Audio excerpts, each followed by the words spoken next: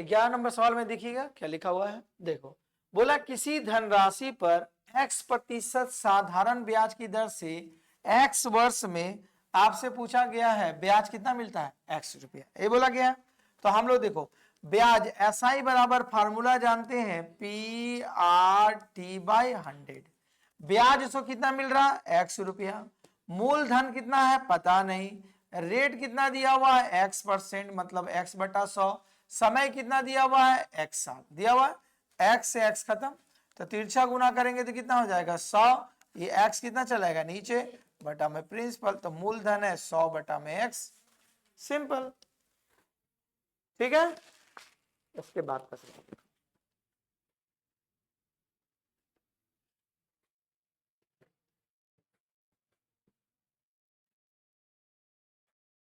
देखो ध्यान से देखना, यहां से बोला गया कोई राशि 5 वर्षों में 750 रुपया और 6 वर्षों में 800 रुपया हो जाती है।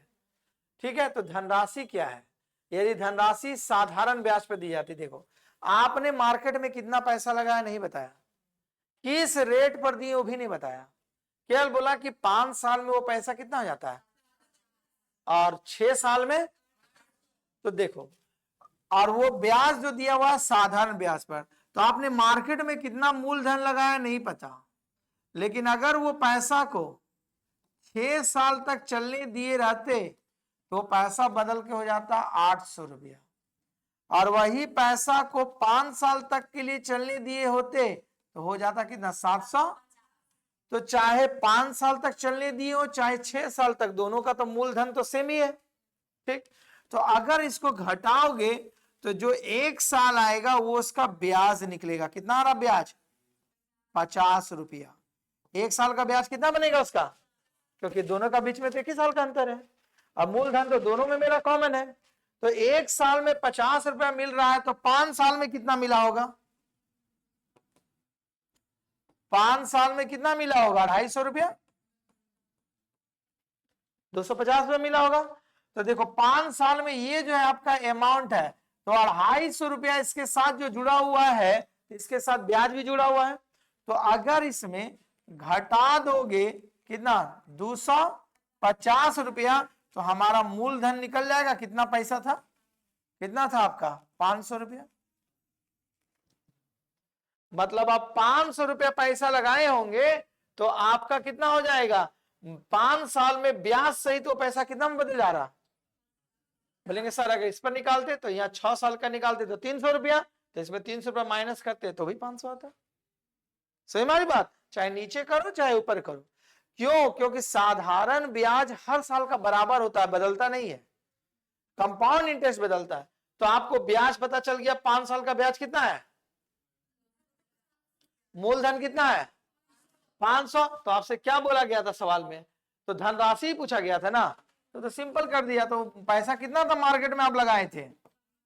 इस सवाल में और भी थोड़ा घूम बदल सकता है, अगर बोलता ब्याज दर बताइए तो निकल जाता ब्याज दर, मूलधन 500, समय 5 साल, ब्याज 250, तो रेट निकल जाता। समझ बात, अगर रेट भी पूछेगा तो इस टेक्निक से निकल जाएगा, लेकिन आपसे पूछा गया मूलधन तो मूलधन ही खाली निकाले 500।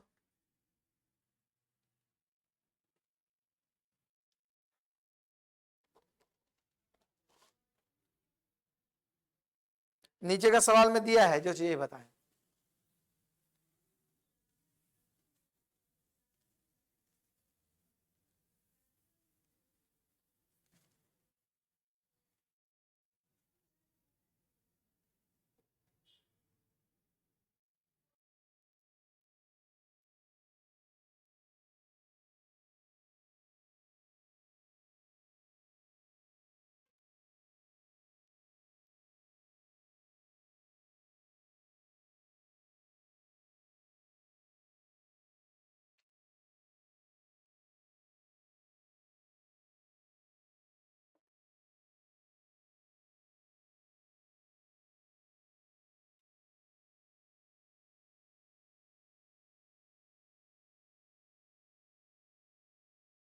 आगे चले, देखो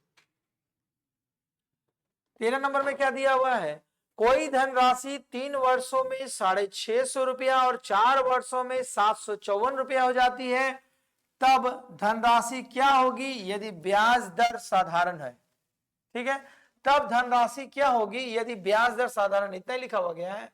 Now the sum of the money at the simple interest amount to be 650 in 3 years and 754 in 4 years। ठीक है, तो अब इसको निकालिए। तो देखो हमारा बोला गया वो प्रिंसिपल कितना है पता नहीं। ठीक है, तो अब बन जाएगा ना। देखो 3 साल में वो प्रिंसिपल कितना पैसा नहीं पता है, लेकिन वो 4 साल में कितना रुपया बन जा रहा, बोलो 754, और 3 साल में वही पैसा कितना हो जा रहा है अमाउंट के साथ 650। तो आपका 1 साल का ब्याज निकल जाएगा। 1 साल का कितना ब्याज बनेगा 40, 1 साल का 104, तो 3 साल पर निकालो तो 3 साल का कितना ब्याज बनेगा 104 गुना 3 मतलब 312 रुपया। 3 साल का जो ब्याज बनेगा 312 रुपया बनेगा। ठीक है, तो आपका बोला गया धनराशि कितना है तो निकाल लो। धनराशि तो इसमें घटाना 3 साल पर, अगर बोलेंगे इसमें घटाएंगे तो 4 साल निकालना पड़ेगा। तो हमारी बात ना, क्योंकि इसके साथ 4 साल का ब्याज जुड़ा हुआ है, इसके साथ 3 साल का ब्याज जुड़ा हुआ है। तो चलो 650 में घटा दो 8 4 मतलब 3 3 338 रुपया। देखो किसी ऑप्शंस में दिया होगा असाइनमेंट में, है ना, डी नंबर। हाँ बोलो।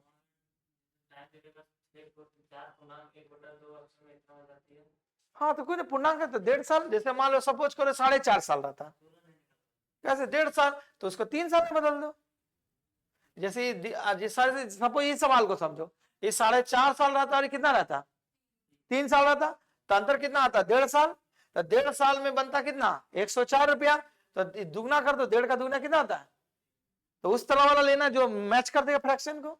और डेसिमल में आए तो कोई दिक्कत नहीं, वो घटा देंगे हम उसमें। ठीक है, दिक्कत कब आएगी जब कंपाउंड इंटरेस्ट वाला सिखाएंगे तब। हाँ रहेगा सवाल आपका।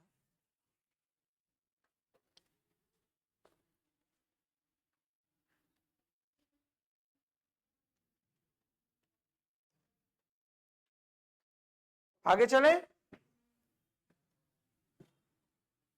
देखो बनाओ, ये तो बन जाना चाहिए। सेम सवाल है, कोई धनराशि साधारण ब्याज की दर से 4 वर्ष में 9,648 और 7 वर्ष में आपका हो जा रहा है 11,304। अब देखो यहाँ गैप ज्यादा है। अब देखो इसका गैप का कितना अंतर है, एक है 4 साल का और एक है 7 साल का, 3 साल का डिफरेंस निकालेंगे। तब देखो कैसे बनेगा, ध्यान से देखना। 1 साल वाला तो इजी, थोड़ा सा इजी वही बनेगा, लेकिन कैलकुलेशन करना पड़ेगा। देखो मूलधन आप कितना लगाएं कोई पता नहीं, लेकिन ये पैसा आपका 7 साल में बन जाता है, मतलब अमाउंट में, जिसको बोलते हैं मिश्र धन, बन जाता है ये 11,184। इसी पैसा को आप चलाएंगे अगर कितना साल तक 4 साल तक, तब ये चेंज कितना हो जाएगा 9,648 ही है ना। तो देखो अब इन दोनों का समय का अंतर कितना है, ध्यान से देखना, 3 साल का। तो 3 साल में कितना ब्याज इसका मिल रहा है, घटाओ 8 6 14, 7 मतलब 3, 14 मतलब हो गया 8, यहाँ हो गया 10 मतलब 1। ठीक, 8 से 14, 8 8 14 10 11, मतलब 3 साल में आपका ब्याज कितना बन रहा 1,836। अब समझना, अब आप यहाँ पर 3 साल 4 साल है और 7 साल, तो यहाँ ब्याज या तो 4 साल का निकालना होगा या 7 साल का, तो हम कम वाला निकालेंगे। तो 3 साल में बन रहा ब्याज 1,836, तो 4 साल में कितना बनेगा 1,836 गुना 4 बटा में 3, कट जाएगा 3 का पहाड़ा में, 3 चौका 18, 12 36 गुना कर दो, तो ये हो जाएगा 6 चौका 24, 12 चौक 48, 2448 रुपया इसका ब्याज निकला। तो 4 साल में ब्याज निकला कितना 2448, तो इससे मूलधन हम इसमें घटा देंगे तो निकल जाएगा ना। क्योंकि इसका साथ जो निकला हुआ है इसके साथ प्रिंसिपल प्लस एसआई बनता है, प्रिंसिपल प्लस एसआई, तो प्रिंसिपल प्रिंसिपल खत्म, एसआई का ही डिफरेंस रहता है। ठीक, तो आपका बोला गया वो धनराशि कितना है, तो हम लोग लिखेंगे धनराशि, कोई बोलेंगे सर हम ऊपर वाला में घटाना चाहते हैं, तब 7 साल का निकालना पड़ेगा उसको, तो हो जाएगा आपका 9648 में 2448, 0027 मतलब 7200 रुपया उसका मूलधन है।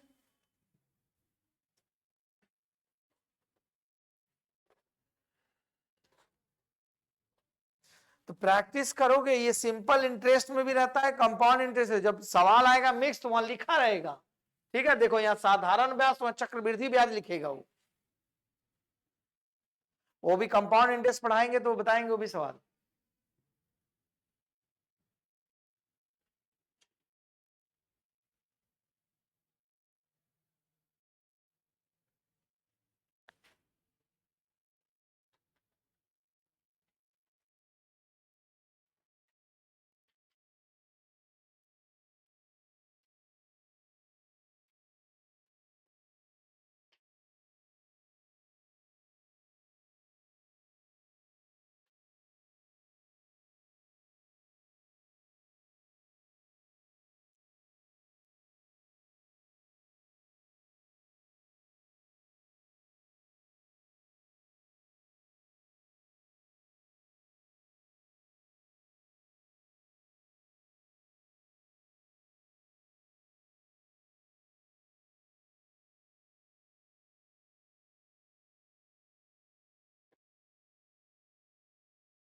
आगे बढ़े।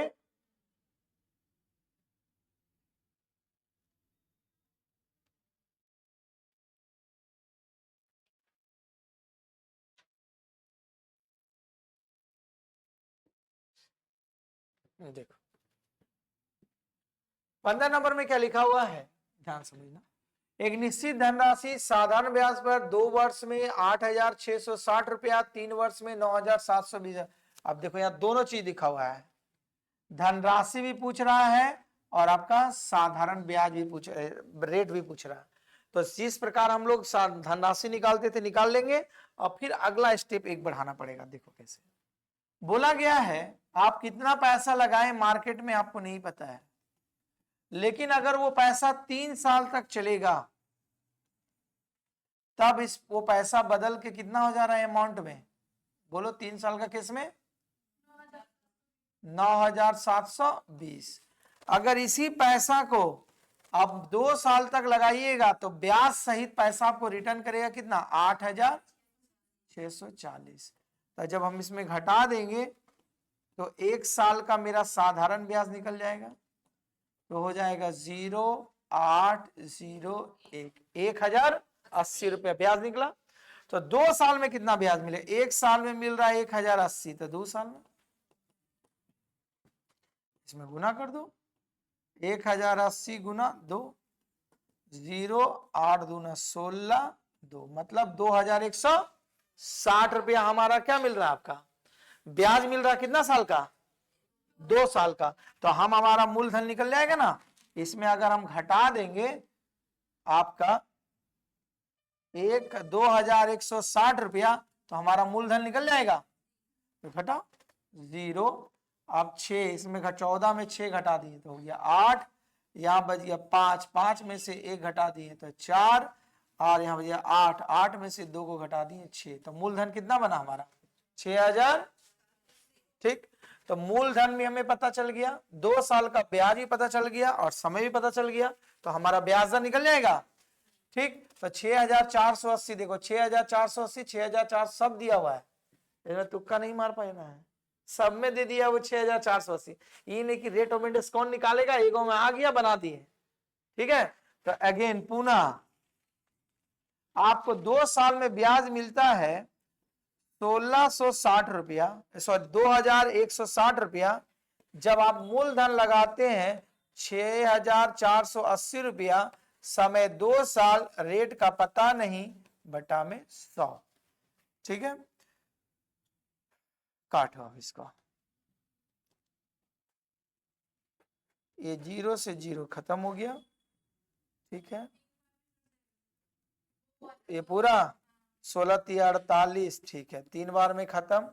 ये 2 का 2 रहने दो, नहीं काटे हैं, फिर 2 का पहाड़ा से काट देंगे 50 बार में, तो रेट बराबर हो जाएगा 50/3, मतलब 16.2/3%।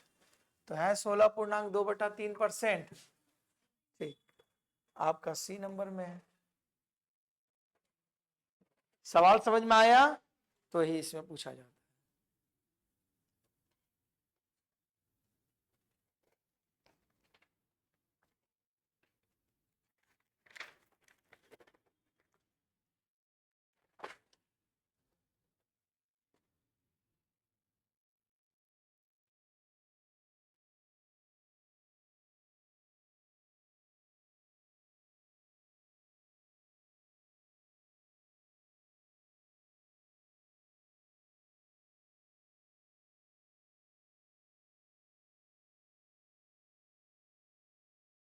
हो गया, लिखो।